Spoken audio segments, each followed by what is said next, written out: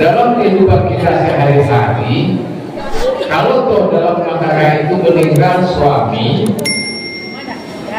kemudian harta dikuasai oleh istri,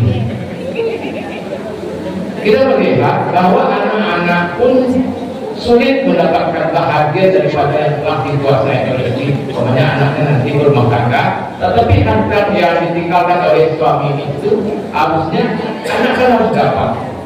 Tetapi kenyataan itu semuanya dikuasai ataupun dimiliki oleh istri. Jadi apa solusinya? Terima kasih. Assalamualaikum warahmatullahi wabarakatuh. Ya, Masya Allah ya, pertanyaan Bapak ya. Jadi pertama insya Allah kalau bahannya nanti saya coba ketik. Nanti kalau Bapak di bulan depan saya bagikan nanti bahannya supaya lebih mudah ya. Insya Allah mudah-mudahan ada waktu. Kemudian yang kedua, masalah yang Bapak sebutkan, yaitu ketika meninggal suami, harta langsung diambil alih oleh istri, seolah-olah itu punya dia semuanya. Jangankan kepada ayah, emak, saudara dan lain sebagainya, anaknya pun tak dapat. Anaknya pun tak dapat. Oke, ini fakta, realita terjadi di lapangan. Makanya itulah yang saya sampaikan sebelum kita bahas masalah ini. Mungkin itulah salah satu sebabnya dulu Buya Afdal untuk meminta supaya dibahas tentang faraid. Kalau nggak salah ketika itu yang saya sampaikan adalah harta itu adalah fitnah. Bahkan setelah kita meninggal dunia pun harta itu bisa menyebabkan azab bagi kita. Bagaimana azabnya? Tadi Pak, suami meninggal lalu hartanya nggak dibagi secara ilmu faraid, dikuasai langsung oleh istrinya.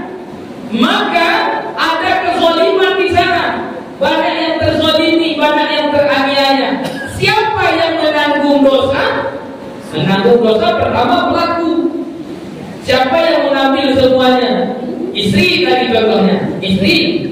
Yang kedua, yang punya harta. Sudah capek-capek kita mencari harta itu, mengumpulkan harta itu, udah mati pun kita, ternyata masih dapat transfer dosa. Masih ditransfer dosa kita. Bahaya. Makanya hati-hati. Makanya nabi-nabi itu tidak mewarisi harta. Yang dia warisi adalah apa? Ilmu. Makanya siapa pewaris nabi? Ulama, bukan orang kaya. Ulama itu apa? Orang yang berilmu. Jadi makanya kita harapannya apa? Ini solusi.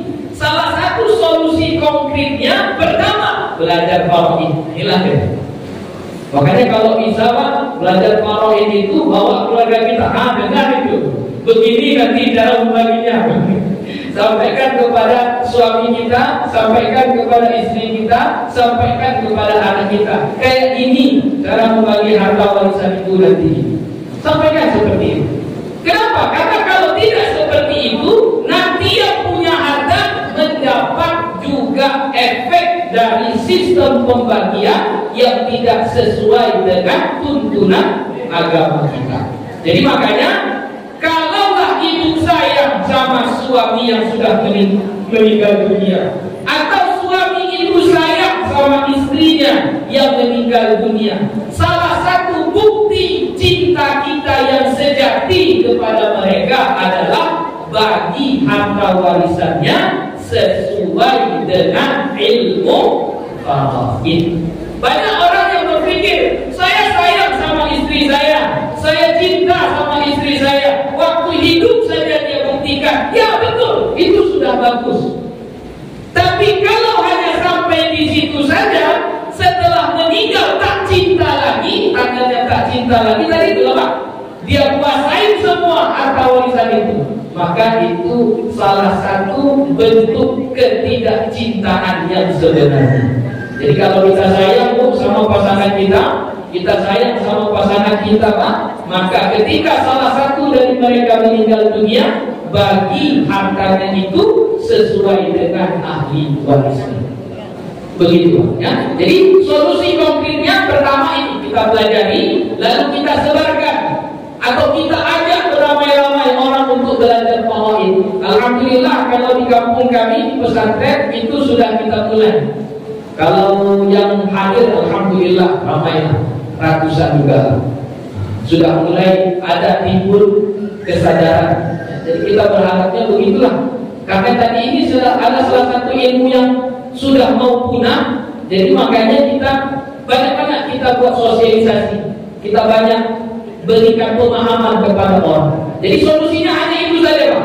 Solusinya kita pelajari ilmu faraid, ajak keluarga kita untuk mempelajarinya. Kalau tidak, solusi terakhir seperti yang saya sebutkan tadi, sebelum kita meninggal dunia, hibahkan semua.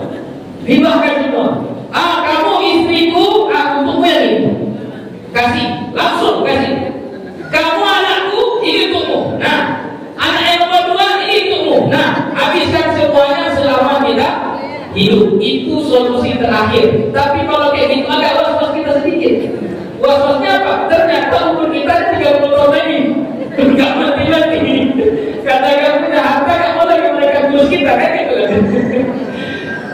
Itu solusi terakhir ya. Tapi solusi konkretnya belajar ilmu faraid. Itu solusi konkretnya. Diadakan sosialisasi, penyuluhan ya. Tidak hanya masalah zakat, Pak. Tidak hanya masalah ini. Masalah faraid itu termasuk sesuatu yang sangat-sangat penting, perlu disosialisasikan kepada masyarakat kita. Lanjut. Baik, terima kasih. Assalamualaikum warahmatullahi wabarakatuh. Sangat menarik sekali saja. Ini bahkan kita baru belajar ke orang-orang yang berhak. Nah, bagaimana dengan presentasi? Presentasi penerimaan bisa seperti ini. Ketika dia punya saudara 12 orang, itu 7 laki-laki, 5 perempuan. Nah, yang salah seorangnya yang laki itu punya istri, ayah sudah meninggal, ibu sudah meninggal, tidak punya anak, ini yang laki-laki meninggal. Bagaimana pembagian Ustaz? Mana persentasinya? Karena tadi ayah sudah meninggal, ibu sudah meninggal. Ini saudaranya, saudara yang meninggal ini. Iya. Jadi yang meninggal ini punya 7 saudara. Gitu. Dia 12 saudara. Iyalah, berarti Iya, ada 11 saudara tadi. Ada 11. Dari yang 11 ini ada yang pasangannya sudah meninggal dunia, ada yang tidak punya anak, ada yang belum berkeluarga gitu. Iya. Dari yang 11 ini. Iya benar. Dia tidak, yang meninggal ini dia tidak punya anak, Bagaimana pembagian itu? Terima kasih. Assalamualaikum warahmatullahi wabarakatuh. Waalaikumsalam warahmatullahi wabarakatuh. Jadi untuk presentasinya itu nanti disebut dengan ashabul furud, ya, ashabul furud, orang-orang yang mendapatkan pecahan-pecahan yang wajib. Pecahan yang wajib dalam ilmu faraid itu nanti hanya ada 6, ya, 1/2, 1/3, 1/6, 1/8, 2/3, ya. Jadi bahagiannya hanya itu saja. Lalu bagaimana kasusnya dengan seperti yang dibilang Bapak ini tadi? Seseorang meninggal dunia, dia 12 bersaudara. Nah, berarti 11-nya itu masih hidup semuanya. Tapi keadaan yang 11 ini berbeda-beda. Ya, ada yang masih kecil, ada yang sudah menikah, ada yang sudah menikah, sudah punya anak, ada yang sudah menikah lalu sudah meninggal pasangannya, dan seterusnya. Berbeda-beda situasi dan kondisinya. Bagaimana presentasi pembagiannya? Begini Pak ya, saya bahas secara singkat saja karena nanti akan ada pembahasan khusus tentang itu. Pertama, dalam ilmu faraid, pembahagiannya itu tidak dilihat dari situasi orang yang menerima warisan. Berbeda dengan zakat. Kalau zakat yang dilihat adalah keadaan asnaf zakat. Ini fakir, ini miskin, ini amil. Mana yang lebih banyak kita kasih? Ke amil atau ke fakir?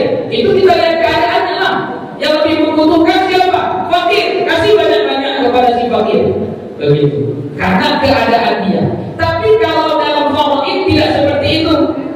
Walaupun ini miskin, saudara paling besarnya miskin,